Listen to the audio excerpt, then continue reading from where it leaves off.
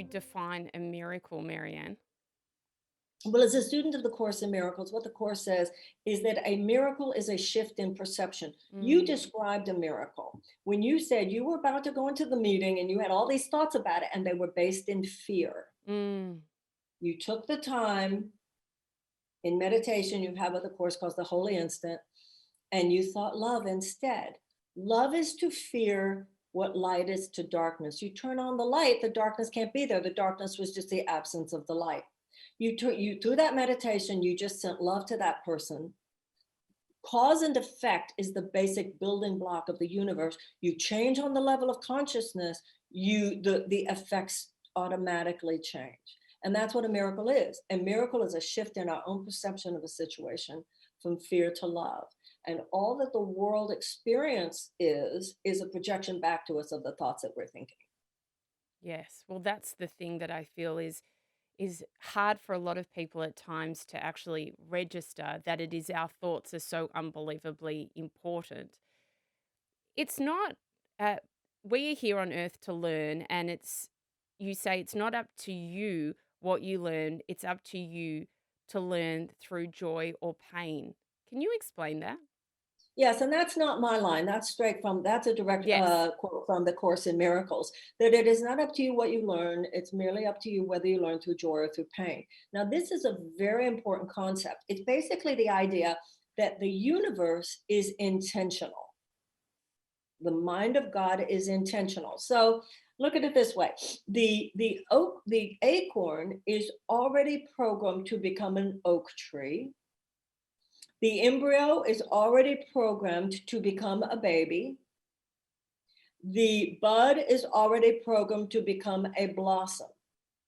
You and I are also programmed.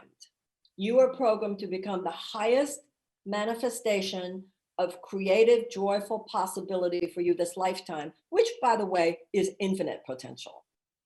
And so am I. But what you and I have that the acorn and the embryo don't have is free will, Mm. which means that you and I can say no. So, in any moment that we're thinking with love, we are moving in the direction of our highest, that's a high vibration, moving in the direction of the highest manifestation and embodiment of our possibility this lifetime. Anytime we close our heart, because like we were talking about before, every moment your heart Mm, is either open or closed.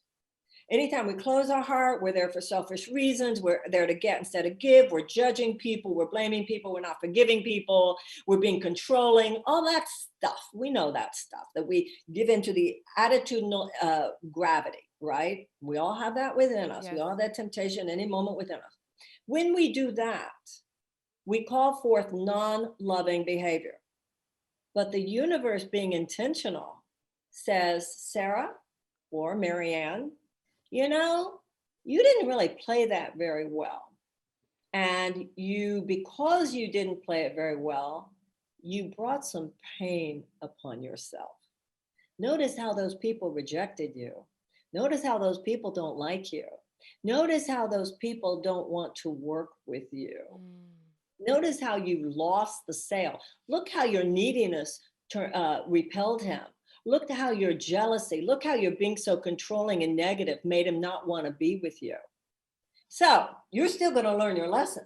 You were going to learn it either because you were your best self and invited great consequences, or you were not your best self and you invited humiliation, embarrassment, rejection, and pain. mm. But I know as well as you do that in those situations where I got it wrong, and I invited humiliation, I invited pain, I invited suffering for myself, I am motivated to get it right next time. Yes.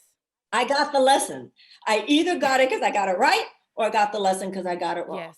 And if I continue to get it wrong, the universe is just going to keep knocking on my door until something's going to happen. And I'm going to say, I get it. I get it. I get it. But it was always my choice. I could have learned it through joy.